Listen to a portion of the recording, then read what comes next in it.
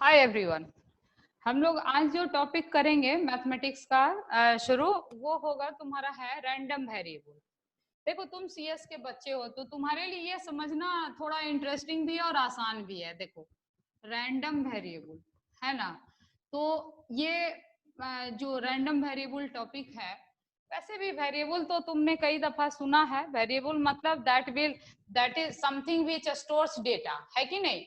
तो यहाँ पर भी जो है रैंडम वेरिएबल, मतलब ये भी डेटा को रिप्रेजेंट कर रहा है, राइट। तो ये कैसा होगा, तो देखो रैंडम वेरिएबल दो टाइप का होता है। एक होता है तुम्हारा that is called what, random continuous, और दूसरा क्या होता है डिस्क्रीट, है ना। रैंडम वेरिएबल क्या होगा, कंटिन्यूअस टाइप का, और दूसरा होगा डिस्क्रीट। जैसा तुमको नाम से ही समझ आ रहा है, क्या समझ आ रहा है, डिस्क्रीट।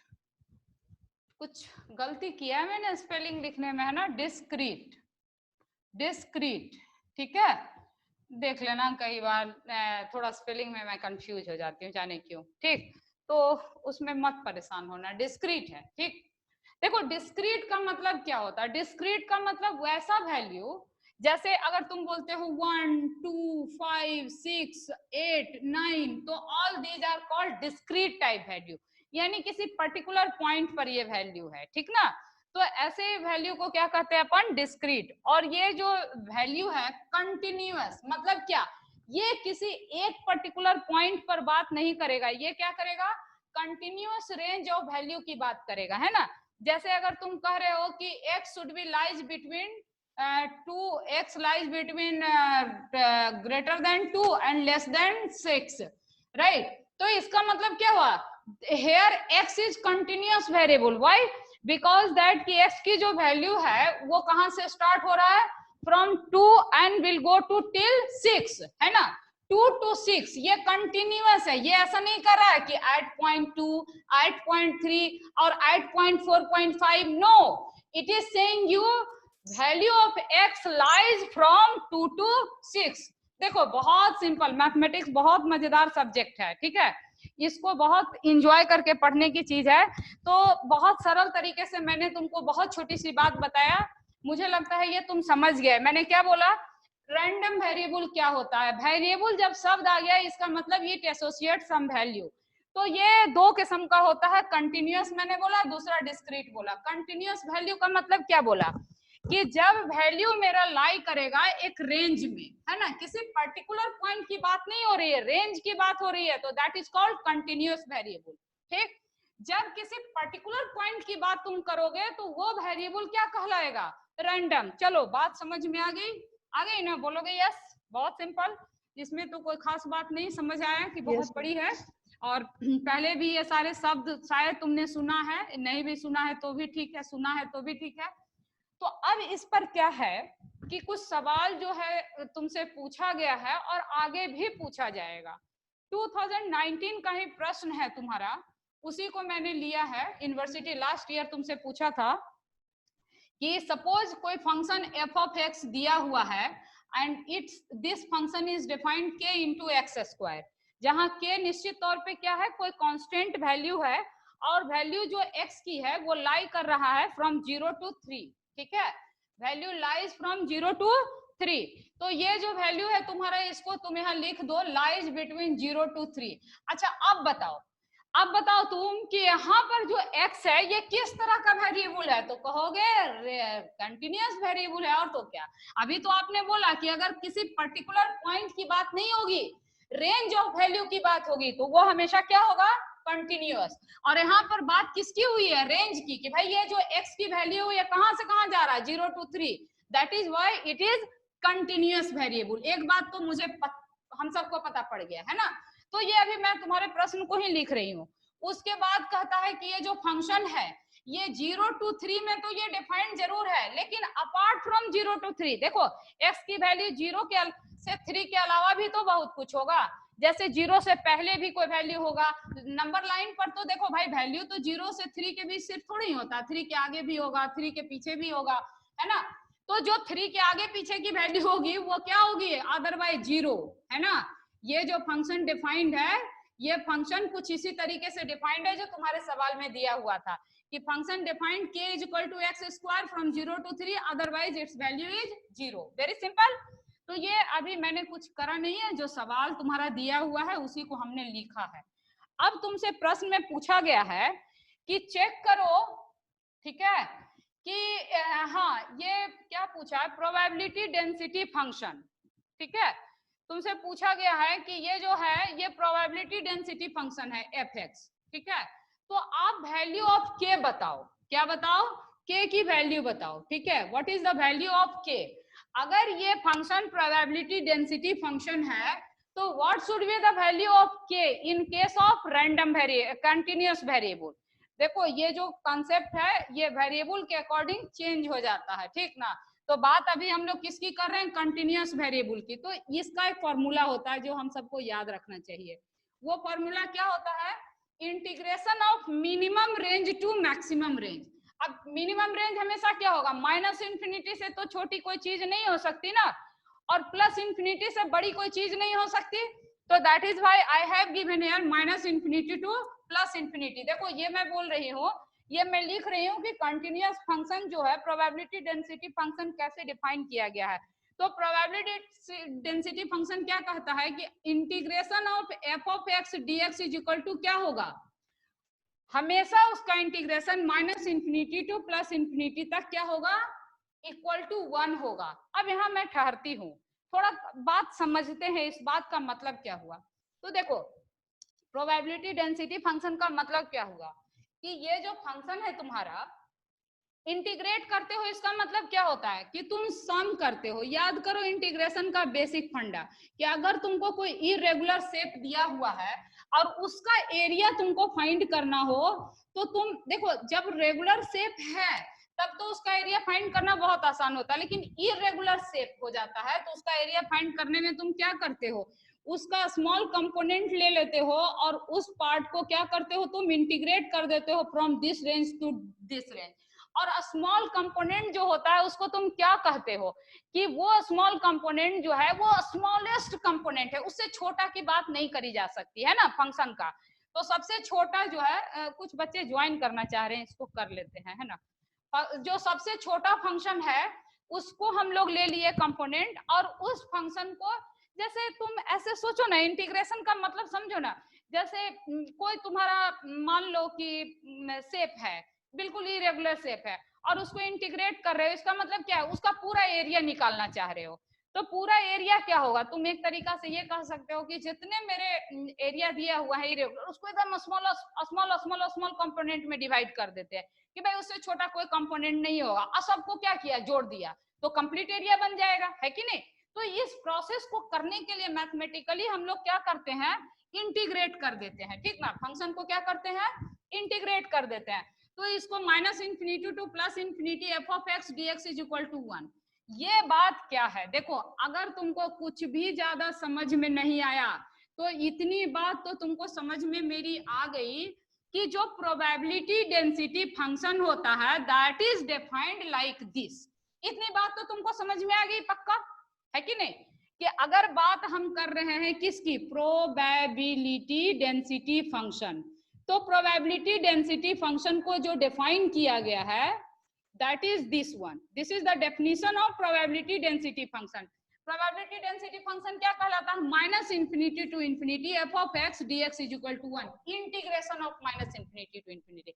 अब क्या है बच्चे कि ये जो सवाल है ये तुमसे बोला गया है कि yes this is probability density function, ठीक।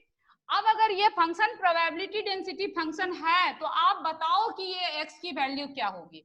तो हम कहेंगे ठीक है, तो ऐसा करते हैं हम लोग इस फॉर्मूला में पुट कर देते हैं, क्योंकि ये प्रोबेबिलिटी डेंसिटी फंक्शन है तो इस रूल को फॉलो करेगा। तो अब ये रूल क्या है, देखो fx लिखेंगे हम लोग, इंटीग्रेशन f ऑफ x। तो यहाँ पर देखो f ऑफ x तुमको क्या दिया हुआ है, k इंटू एक्स स्क्वायर, ठीक है। और फिर क्या है, के एक्स स्क्वायर को हम लोग क्या कर रहे हैं, इंटीग्रेट कर रहे हैं with the x d x के रेस्पेक्ट में, है ना, इंटीग्रेट किया हमने। तो ये फॉर्मूला का ही पार्ट है, इसमें हमने कुछ इजाद नहीं किया है, क्योंकि प्रोबेबिलिटी डेंसिटी फंक्शन ये डिफाइंड होता है तो इस फॉर्मूला में गिवन वैल्यू को तुम्हारा पुट कर दिया गया है ना। अब यहाँ पर देखो माइनस इंफिनिटी मतलब लोअर रेंज क्या है तुम्हारा 0 प्रश्न में, अपर इंफिनिटी मतलब सॉरी प्लस इंफिनिटी मतलब अपर रेंज तुम्हारा क्या है 3, तो यहाँ तुमने क्या लिख दिया 3 और इज इक्वल टू क्या लिखा 1। देखो भाई बात समझ में आई कि नहीं आई?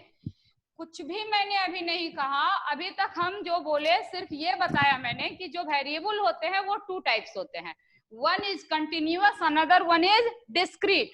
तो जो कंटिन्यूअस वेरिएबल होता है वो कुछ इस तरह से रेंज को डिफाइन करता है, और कंटिन्यूअस वेरिएबल के लिए जो प्रोबेबिलिटी डेंसिटी फंक्शन को डिफाइन किया गया है दैट इज दिस वन, कि अगर तुम्हारे पास कोई कंटिन्यूअस फंक्शन और कंटिन्यूअस वेरिएबल दिया हुआ है तो तुम क्या लिखोगे minus infinity to plus infinity integrate करेंगे, और जो फंक्शन एफ ऑफ एक्स को डीएक्स के तहत तो इसका जो वैल्यू होगा वो इक्वल टू क्या होगा 1 ऑलवेज, राइट।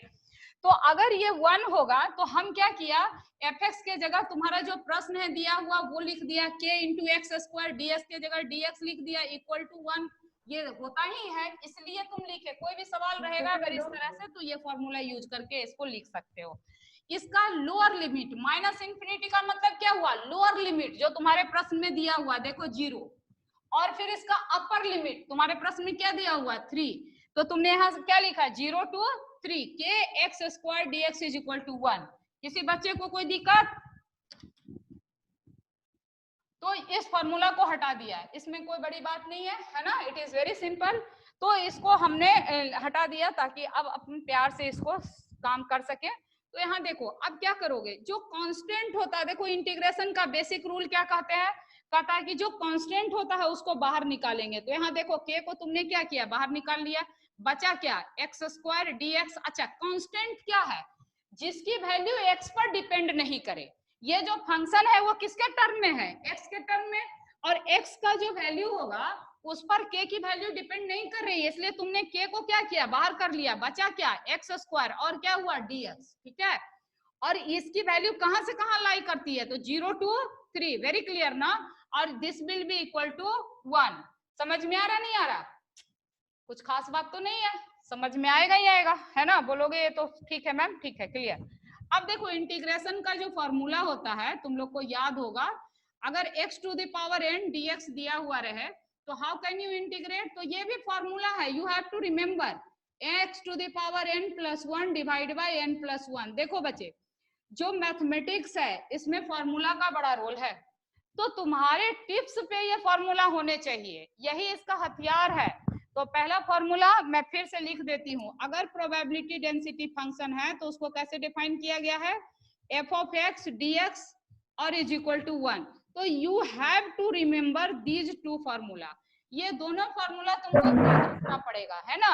और इसी फॉर्मूला के मदद से मैंने क्या किया, एफ एक्स के जगह इस फंक्शन को लिख दिया k into x square, dx के जगह हमने dx लिख दिया, माइनस इंफिनिटी के जगह लोअर लिमिट 0 लिख दिया, प्लस इंफिनिटी के जगह अपर लिमिट 3 लिख दिया एंड इक्वल टू 1 कर दिया।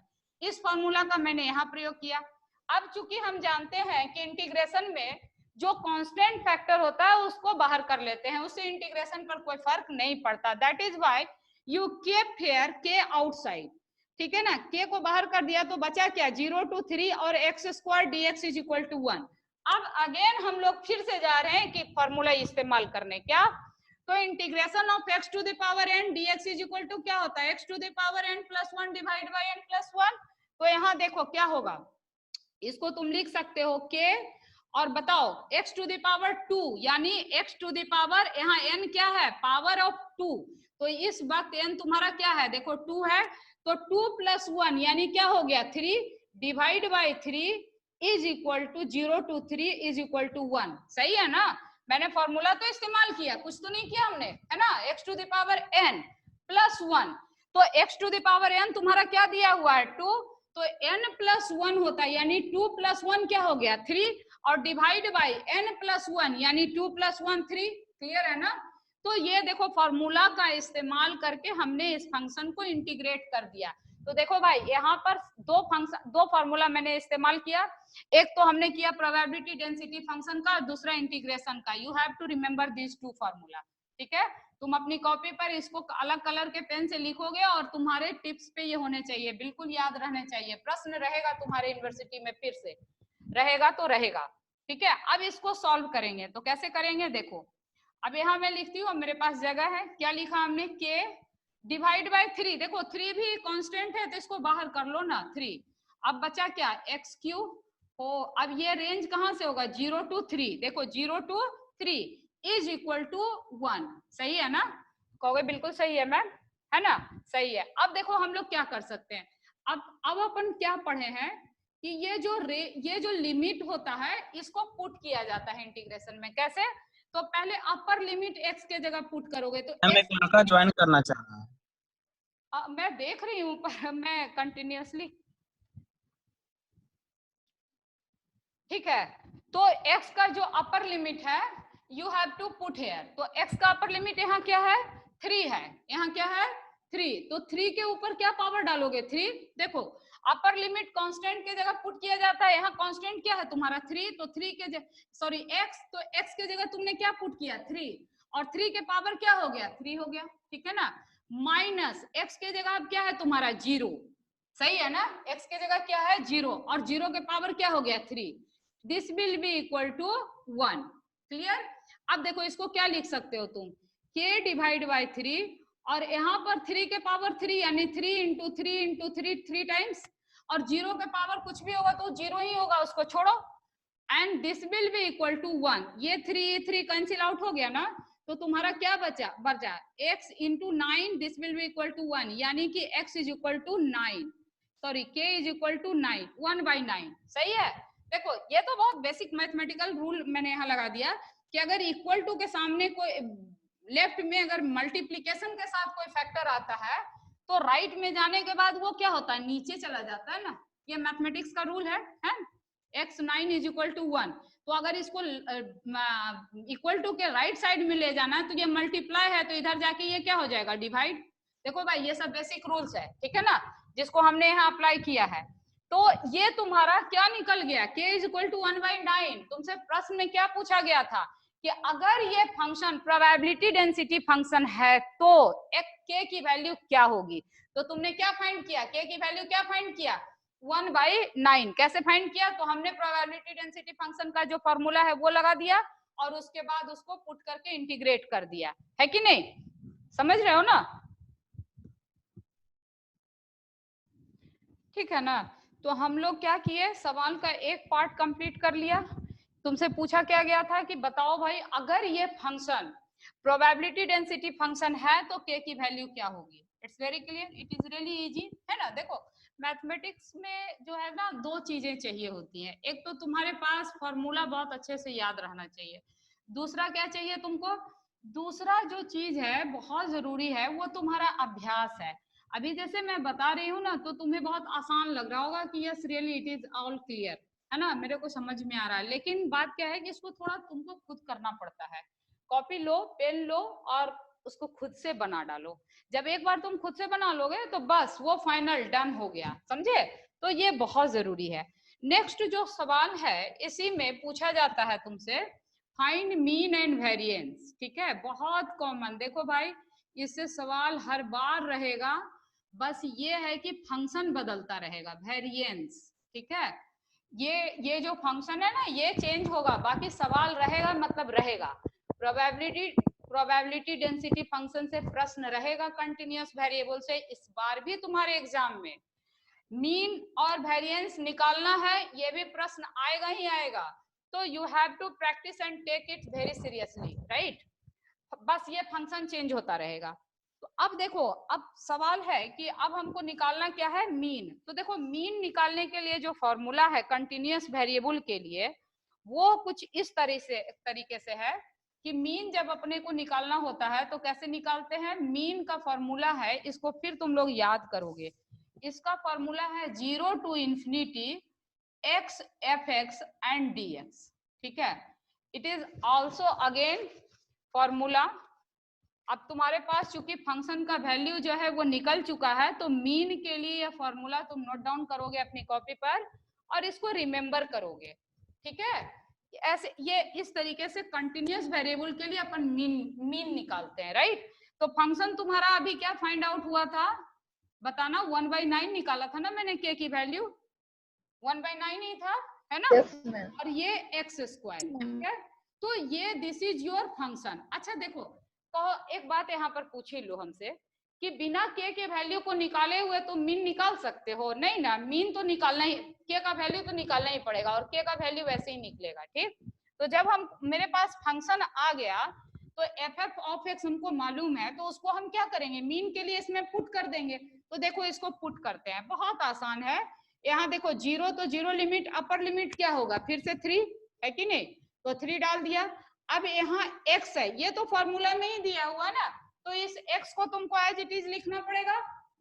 और fx के जगह तुमको क्या फाइंड आउट हुआ, तो तुमको मिला 1/9 into x square. This is your function. Very clear ना? लो मैं इसको ब्रैकेट में डाल देती हूँ।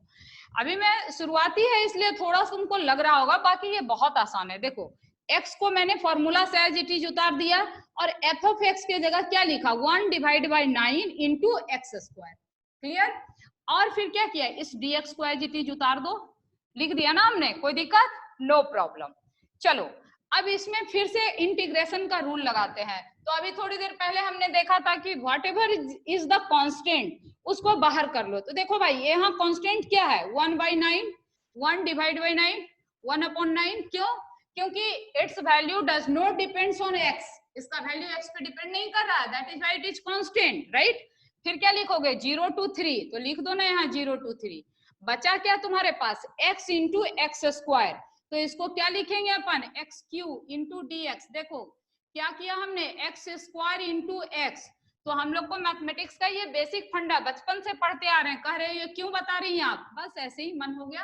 तो x का x दोनों कॉमन है, पावर अगर कुछ नहीं लिखा है तो दैट इज 1, तो पावर क्या होता है मल्टीप्लीकेशन में, ऐड हो जाता है, 2 + 1 क्या हो गया, 3। तो ये क्या बन गया, x to the power 3। Very simple है ना? तो ये मैथमेटिक्स का बेसिक फंडा है, everyone knows it but I do it, ठीक है? अच्छा अब बताओ, अभी अभी तुमने किया था 1/9 integration x to the power n, है ना? अभी फॉर्मूला लगाया था ना तुमने, x to the power n dx बराबर क्या पढ़ा, x to the power n + 1 divide by n + 1। देखो मैं बार बार बोलती हूँ सो दैट कि तुमको याद हो जाए अभी। और n की वैल्यू यहाँ पर क्या है, तो कहोगे मैम ये क्यों पूछ रही है, 3 साफ तो दिख रहा है, तो लिख दिया मैंने 3। तो जब 3 इसकी वैल्यू है तो इसका इंटीग्रेशन क्या होगा, 3 + 1 x to the power 3 + 1 x to the power 4 x to the power 4 divide by 4। Very simple है ना? और ये लिमिट जो है इसको एज इट इज उतार देंगे 0 to 3। फिर क्या करेंगे, लिमिट को पुट करने से पहले हम कांस्टेंट को बाहर करेंगे, तो कर लो ना बाहर, 9 into 4 हो जाएगा और इधर क्या बचना है, x टू द पावर 4 और 0 to 3। इसको क्लीन कर देती हूँ, है ना, नो कंफ्यूजन। ये फॉर्मूला तुमने लिख लिया, देख लिया है ना, ये फॉर्मूला हो गया। तो अब देखो ये क्या करोगे, हमेशा की तरह फिर क्या पुट करोगे, अपर लिमिट x के जगह पहले, है ना? तो यहाँ क्या हो जाएगा, 9 4 जा क्या होता है 36, 9 4 जा 36, इसको छोटा करो, और 3 टू द पावर क्या हो जाएगा बोलो 4, और माइनस क्या हो जाएगा, x के जगह मैंने 3 लिखा तो 3 टू द पावर 4, और x के जगह मैं 0 लिखूंगी तो 0 के पावर 4 रहे चाहे कुछ भी रहे वो तो 0 ही होगा ना, दैट इज वाई। अच्छा यहाँ 9 into 4 लिखने से सिंप्लीफाई करने में आसान होगा ना, काटने में। चलो अब क्या हो जाएगा, इसको क्या लिखोगे, तो 3 टू द पावर 4 माइनस 0 क्या होगा 3, और 1 तो पहले से ही था, दिख रहा है ना तुम लोग को।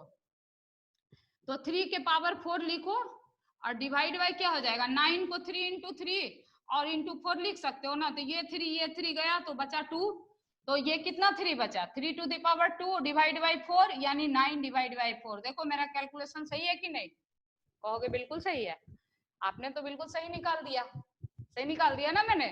तो मीन तुम्हारा निकल गया, कितना सिंपल है। देखो मीन के लिए क्या करोगे, अगर कंटिन्यूअस वेरिएबल के लिए तुमको फंक्शन का मीन निकालना है तो तुम किस फॉर्मूला का इस्तेमाल करोगे, integration of 0 to infinity x into fx dx। जबकि तुमको fx की वैल्यू पता है तो तुम क्या करोगे, fx का वैल्यू जब पता है ना, तो तुम क्या करोगे, fx का वैल्यू जब पता है तो क्या करोगे, उसको पुट करोगे, x पहले से था इसलिए x लिख दिया, fx का वैल्यू 1/9 लिख दिया, x स्क्वायर dx कर दिया, और फिर ये जो कांस्टेंट है उसको बाहर किया, remaining term x Q dx 0 to 3 लिख दिया प्यार से, है ना। 1/9 x to the power n का formula n+1 divide by n+1 कर दिया और पुट पार्ट करके निकाल दिया। ठीक है, चलो मीन निकल गया। तो तुमको पता पड़ा अभी के क्लास में क्या, वेरिएंस भी निकाल देती हूँ। तुमको क्या पता पड़ा, तुमको पता पड़ा कि जो वेरिएबल होते हैं वो दो टाइप के होते हैं, ये मैंने बताया। फिर तुमको मैंने बताया कि प्रोबेबिलिटी डेंसिटी फंक्शन कैसे डिफाइन किया गया है, फिर मीन कैसे डिफाइन किया गया है, मीन का वेरिएबल निकाल दिया हमने। अब मैं तो लिखी नहीं हूँ, इसलिए तुम लोग को बताना पड़ेगा कि मैंने मीन का वैल्यू क्या इवेल्युएट किया, मैं भूल गई। ठीक है, तुमने से अगर किसी ने लिखा होगा तो मुझे हेल्प करोगे। अब वेरिएंस में उसकी जरूरत पड़ेगी। ठीक है, अभी पता पड़ जाएगा किसी ने लिखा भी है कि नहीं। ठीक है ना, तो वेरिएंस निकालने के लिए जो फॉर्मूला होता है वो क्या होता है, अब ये मैं लिख रही हूं, या फिर मैं इसको नेक्स्ट वीडियो में कर दूं। परेशान तो नहीं हुए? चलो आज पहला दिन है ना, तो इसको यहीं छोड़ देती हूँ। ठीक है, इतना तुम लोग करो, फिर हम लोग कंटिन्यू करेंगे अगले दिन। ठीक, तो इसको यहीं मैं छोड़ती हूँ। Thank you.